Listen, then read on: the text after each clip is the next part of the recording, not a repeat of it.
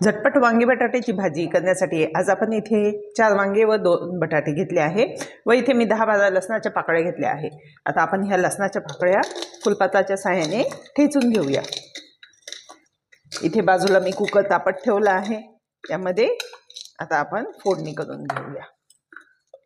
इथे आपलं लसूण ठेचून झाला आहे। एकदम 5 मिनिटात झटपट ही होणारी भाजी आहे।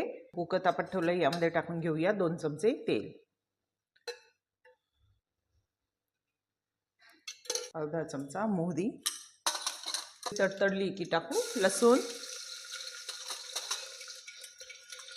लसूण तळला की भाजीला वासही छान येतो व चव पण खूप छान लागते। आता यात टाकून घेऊया आपण 1 चमचा जिरं व हे वांगे बटाटे।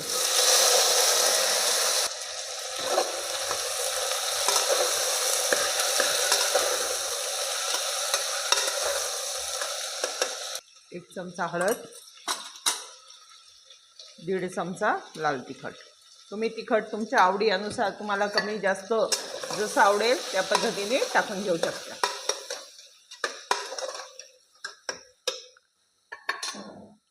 यात टाकून घेऊया 1 ग्लास पाणी, चवीप्रमाणे मीठ।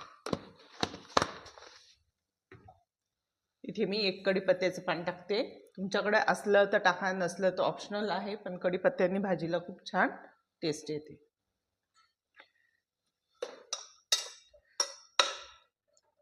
आता याचं झाकण लावून आपण याच्या 2 शिट्ट्या करून घेऊ।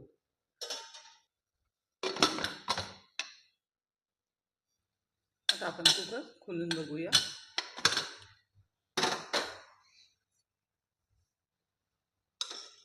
ते आपले वांगे बटाटे झाले आहे। तर इथे गॅस चालू करू, त्यात हा जो कढीपत्ता आहे हे काढून घेऊ आपण। यामध्ये टाकून घेऊ 1 ग्लास पाणी। तुम्ही पाणी तुम्हाला घट्ट पातळ जसं आवडेल त्या पद्धतीने टाकून घेऊ शकता। यामध्ये टाकून घेऊया 3 चमचे शेंगदाणा कूट,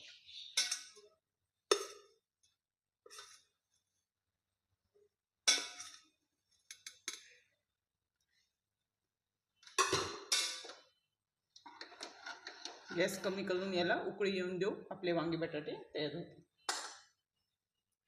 यात टाकून घेऊया बारीक चिरलेली कोथिंबीर। आपले हे वांगे बटाटे इथं तयार आहे।